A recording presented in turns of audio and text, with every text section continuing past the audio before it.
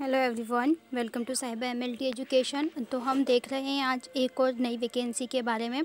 ठीक है, ये वैकेंसी जो है हमारे केंद्रीय होम्योपैथिक अनुसंधान यानी कि हमारे central council of research in homeopath and autonomous body ministry of Ayush government of India यानी आयुष की तरफ से ये वैकेंसी है। ये हमें जो वैकेंसी है वो होम्योपैथिक डिपार्टमेंट में देखने को मिलेगी। ठीक है, इसका एडवर्टाइजमेंट नंबर है 180/2025 टू 2026।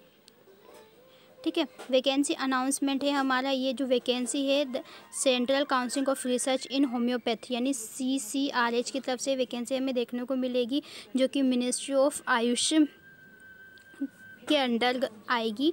ठीक है, और ये जो वैकेंसी है इसमें जो नेटवर्क है वो 27 इंस्टीट्यूट इसके अंदर नेटवर्क है 27 इंस्टीट्यूट का।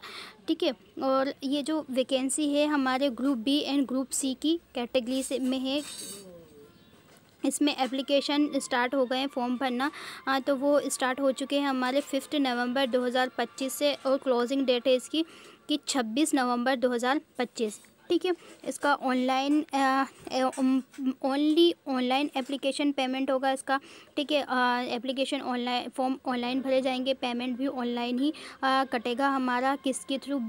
नेट बैंकिंग के through, UPI, debit card, credit card के थ्रू जो हमारे पेमेंट है वो एक्सेप्टेबल है। ठीक है, उसके बाद इसमें अप्लाई करने की प्रोसेस क्या रहने वाली है, तो इसमें मोड ऑफ एप्लीकेशन फॉर्म वो जो होगा वो ऑनलाइन होगा, देन इंग्लिश लैंग्वेज होगी ओनली। ठीक है, आगे हम देखते हैं कौन कौन सी वेरियस टाइप की हमारी इसमें पोस्ट है, जैसे कि असिस्टेंट रिसर्च ऑफिसर फार्मेकोलॉजी की इसमें एक ही पोस्ट देखने को मिलेगी। ठीक है, स्टाफ नर्स की इसमें पोस्ट है हमारे। ठीक है, अलग अलग कैटेगरी वाइज इसमें पोस्ट दे रखी हैं। उसके बाद आती है हमारी मेडिकल लेबोरेटरी टेक्नोलॉजी की। ठीक है, इसमें टोटल जो नंबर ऑफ़ पोस्ट हैं वो 28 पोस्ट हमें देखने को मिलेगी। ठीक है, और उसमें अलग अलग कैटेगरी वाइज दे रखी है, जैसे अनरिजर्व के लिए 12 पोस्ट है, OBC के लिए 8 है, SC की कैटेगरी वाले कैंडिडेट है उनके लिए 4 पोस्ट दे रखी है, और SC के लिए 2 पोस्ट है, और EWS जो कैंडिडेट है उनके लिए भी 2 पोस्ट यहाँ देखने को मिलेगी। ठीक है, इन्होंने असेंशियल क्वालिफिकेशन मांगी है, बैचलर डिग्री मांगी है मेडिकल लेबोरेटरी साइंस में, और रिकॉग्नाइज्ड इंस्टीट्यूट और रिकॉग्नाइज्ड यूनिवर्सिटी और इंस्टीट्यूट से होगी, और विथ 2 ईयर का रिलेवेंट एक्सपीरियंस होना चाहिए हमारी रिलेवेंट फील्ड से। ठीक है, उसके बाद नेक्स्ट है जूनियर मेडिकल लेबोरेटरी टेक्नोलॉजी यानी GMLT की पोस्ट है। इसमें पे लेवल 5 होने वाला है। ठीक है, इसमें अनरिजर्व कैटेगरी के लिए ओनली 1 पोस्ट है। इसमें एसेंशियल क्वालिफिकेशन में मांगा है 10+2 विथ साइंस सब्जेक्ट या DMLT होना चाहिए किसी भी रिकॉग्नाइज्ड गवर्नमेंट इंस्टीट्यूट से। ठीक है, और क्या होना चाहिए इसके अंदर 1 ईयर का एक्सपीरियंस मांगा है, रिलेवेंट फील्ड से 1 ईयर का एक्सपीरियंस मांगा है। डिज़ायरेबल में होना है degree in medical laboratory. Desirable में उन्होंने मांगा है कि मेडिकल लेबोरेटरी में के लिए में जो आपने BMLT या DMLT किया है वो आपके पास क्या होना चाहिए? डिग्री होना चाहिए या डिप्लोमा होना चाहिए। ठीक है, ये जो वैकेंसी है group B and group C post के लिए है। ठीक है, इन्होंने बताया है कि इंक्रीज़ और decrease as per as recruitment. ये जो पोस्ट है वो रिक्रूटमेंट के अकॉर्डिंग इंक्रीज़ या डिक्रीज़ हो सकती है। ठीक है, उसके बाद है हमारे नेक्स्ट हम देखने वाले हैं क्या, आगे चलते हैं।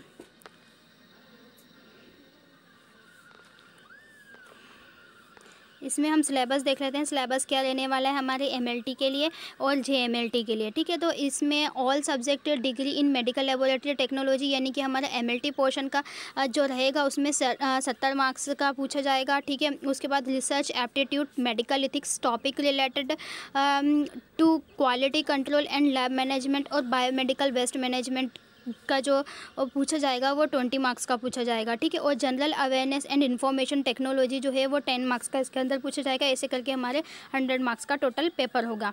ठीक है, उसके बाद है जूनियर मेडिकल लेबोरेटरी टेक्नोलॉजी। उसमें हमारा 10+2 साइंस सब्जेक्ट से होना चाहिए, प्लस आपके पास डिप्लोमा या फिर डिग्री होना चाहिए।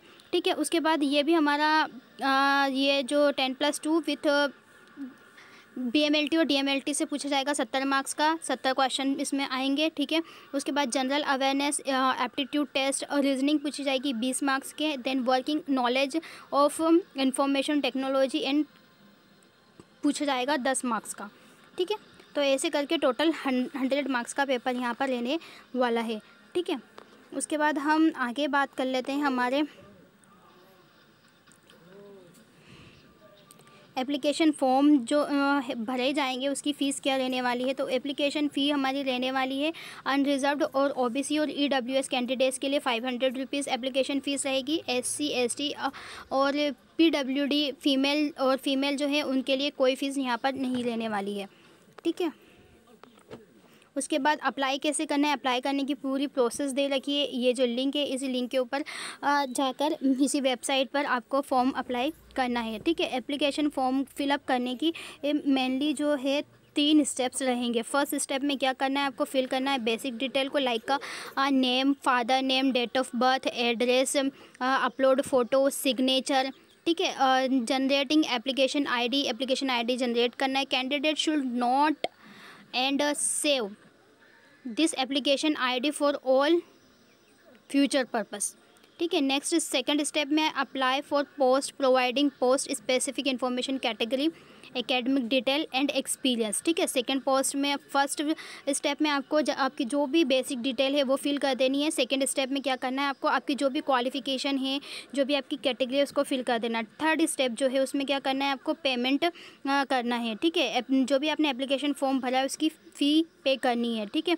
तो जो भी जनरेटिंग रजिस्ट्रेशन स्लिप है वो आपको वहाँ पर मिल जाएगी, ठीक है।